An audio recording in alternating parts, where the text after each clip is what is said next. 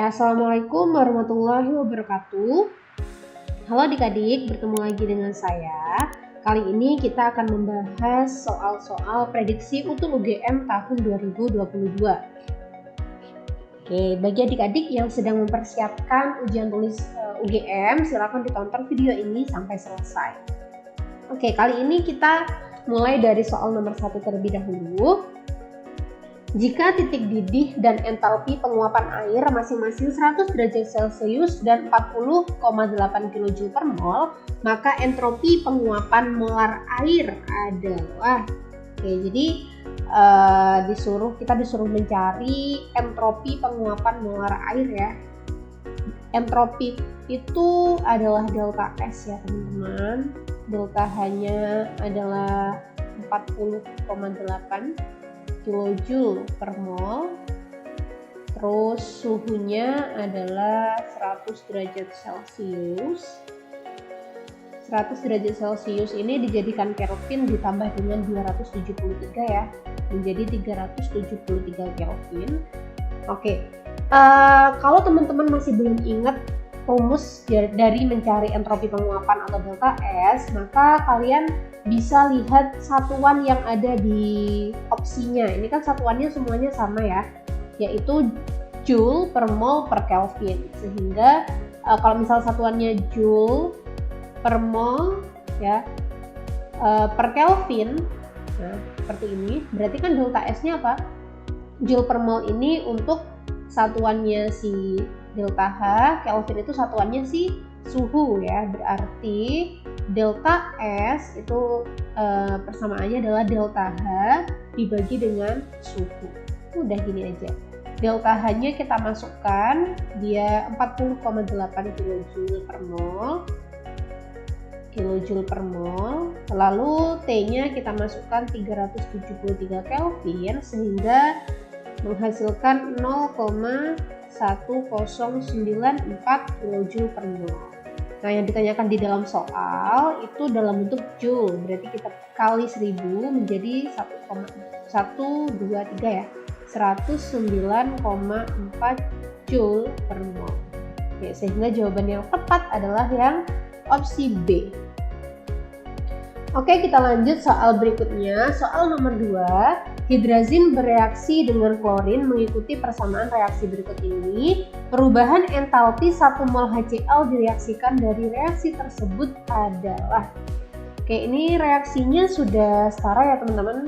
Jadi reaksi hidrazin dengan dengan klorin ini sudah setara. Ya, menghasilkan 4 HCl plus N2.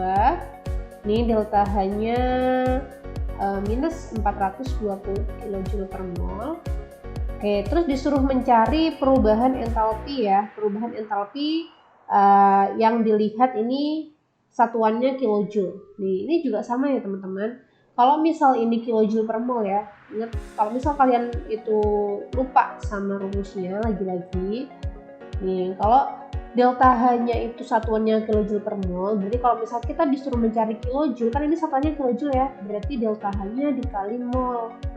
Ya, karena ini tuh berasal dari suatu rumus delta H sama dengan Q per mol. Q itu kalor ya atau energi dari suatu reaksi gitu. Jadi berarti Q sama dengan delta H dikali dengan mol. Nah, karena yang ditanyakan adalah perubahan entalpi ketika 1 mol HCl direaksikan dari reaksi tersebut adalah, berarti terlebih dahulu kita harus mencari mol dari hidrazinnya ya. Karena ini adalah reaksi hidrazin dengan klorin, kita harus cari mol dari hidrazinnya. Diketahui HCl-nya ini kan 1 mol ya. Karena ini reaksinya udah setara, berarti kita bisa pakai perbandingan koefisien dengan perbandingan mol. Di sini koefisiennya 1, berarti berapa jumlah molnya? 1/4 mol. Oke, berarti di sini delta H-nya tetap ya, minus 420 dikali 1/4. Sehingga jawaban yang tepat adalah yang minus 105 kJ atau opsi yang B. Ya, oke, jadi Q-nya ketemu ya minus 105 kJ. Oke, gimana teman-teman? Sudah mulai paham ya?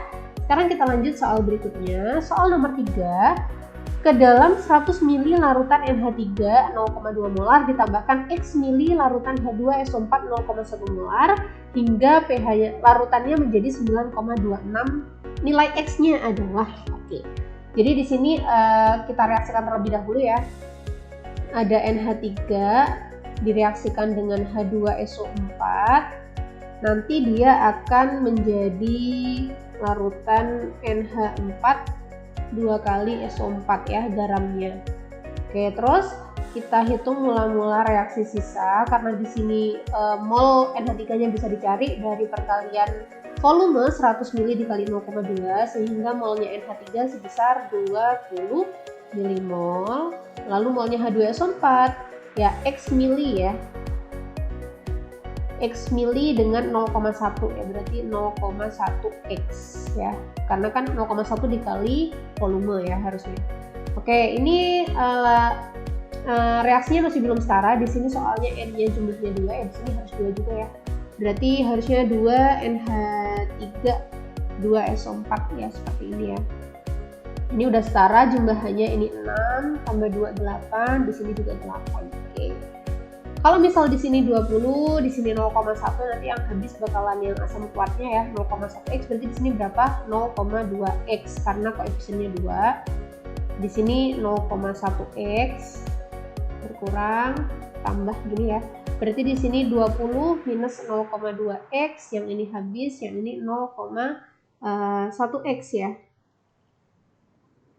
Oke.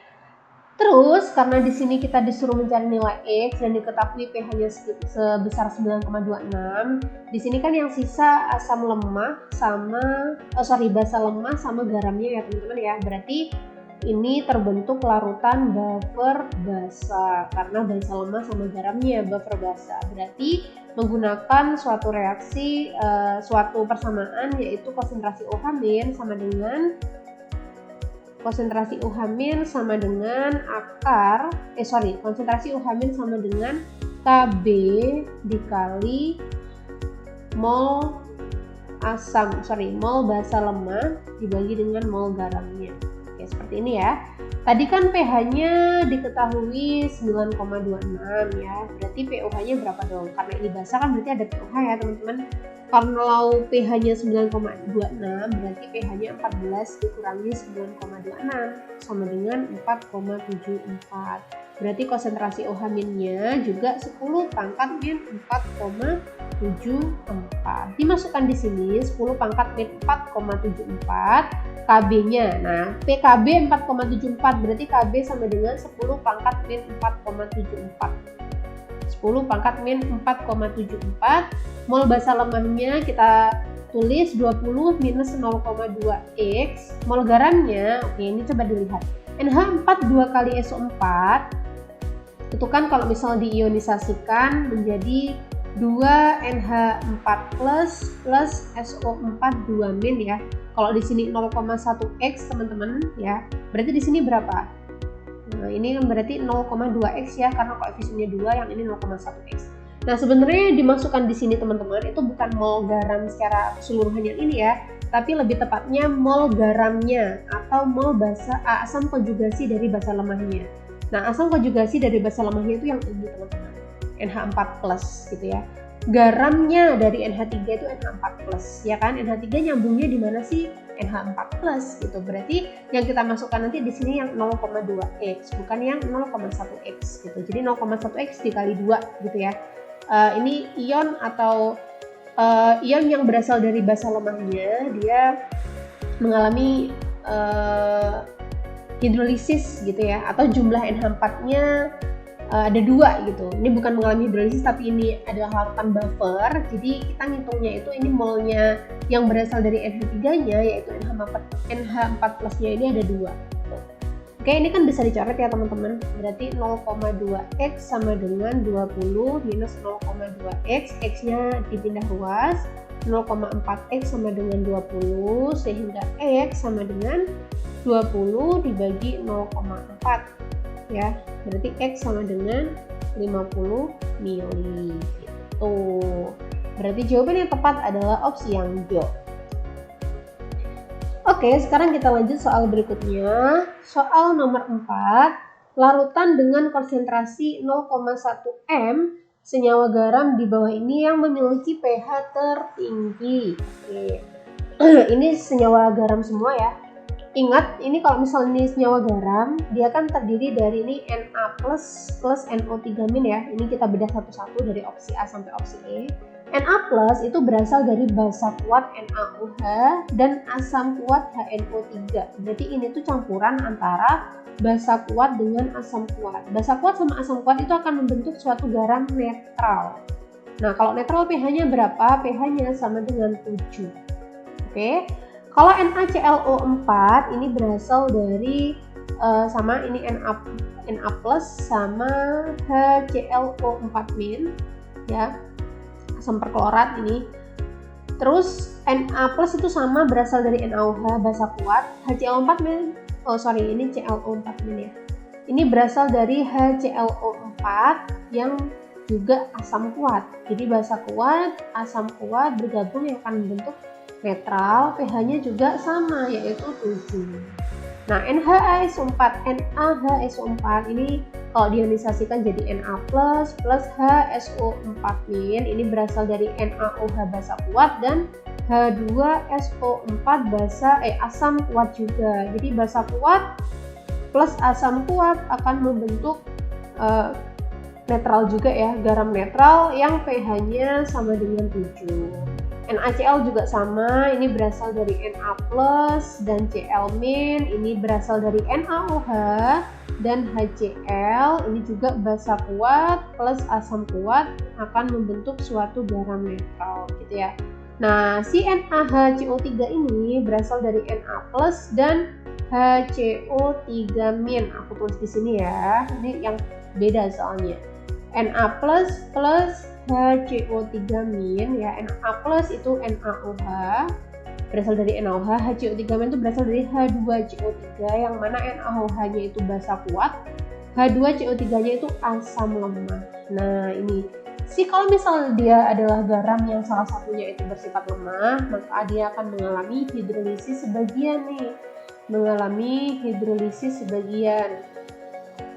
Jadi yang lemah, yang berasal dari yang lemah, berarti yang ini dia akan bereaksi dengan air mengalami hidrolisis. HCO3- bereaksi dengan H2O akan membentuk asamnya yaitu H2CO3 dan menghasilkan ion OH-. Nah, kalau dia menghasilkan ion OH- nih teman-teman, ingat OH- itu menunjukkan dia sifatnya asam atau basa. Ya, dia sifatnya berarti basa karena menghasilkan OH-, sehingga kalau basa pH-nya itu lebih besar daripada 7. Sehingga pH tertinggi adalah yang opsi Do karena dia sifatnya basa. Oke, ini soal yang terakhir, soal nomor 5. Waktu yang diperlukan untuk mengendapkan logam Zn sebanyak 0,54 gram dari larutan menggunakan arus 2 ampere adalah jadi ini yang diketahui apa aja nih? Ya, pertama massa dulu ya. Massa dari Zn sama dengan 6,54 gram. Lalu diketahui juga kuat arus atau I sama dengan 2 ampere. Lalu F-nya sama dengan 96500. Lalu AR-nya Zn sama dengan 65,4 gram per mol. Oke. Terus kita disuruh nyari apa sih? Disuruh nyari waktu ya, disuruh nyari waktu berarti T. Oke, berarti kita jawabnya bisa pakai rumus apa nih? Karena ini adalah elektrolisis ya. Elektrolisis lihatnya dari mana? Dari ada F-nya, ini kan Faraday ya. Terus ada ampernya, ada massanya, ini berarti elektrolisis. Kita bisa pakai rumus ini, massa yang mengendap berarti massa Zn sama dengan I dikali T per 96.500 dikali AR per jumlah elektron yang terlibat. Nah, jumlah elektron yang terlibat itu yang mana? Zn itu kan kalau dia mengalami reduksi, Zn2+ mengalami reduksi, dia akan membentuk suatu padatan yaitu padatan Zn. Nah, ini tadi yang mengendap yang sebesar 6,54 gram tadi yang ini. Terus elektron yang terlibat berarti berapa? Ya 2 elektron. Gitu, Zn itu kan selalu 2+ ya. Kalau dia 2+ berarti ya 2 elektron yang terlibat. Oke, Oke, sekarang kita masukkan massa Zn berarti di sini 6,54 gram, I-nya 2 ampere, T-nya yang kita cari ini 96.500 dikali AR-nya 65,4, elektronnya jumlahnya 2. Ini bisa kita coret ya, sehingga T-nya 6,54 dikali 96.500 dibagi dengan 65,4 ya. Ini kan bisa dibagi ya. Ini berarti 10 pangkat min 1, berarti T-nya sebesar 9650 detik. 9650 detik. Oke, berarti opsi yang do jawabannya. Oke, itulah tadi teman-teman 5 soal dari prediksi UTUL UGM tahun 2022. Bagi kalian yang ingin menanyakan soal-soal yang masih belum dipahami di video ini, silahkan ditulis di kolom komentar, nanti kita akan jawab satu-satu. Oke, sampai bertemu di video selanjutnya teman-teman. Assalamualaikum warahmatullahi wabarakatuh.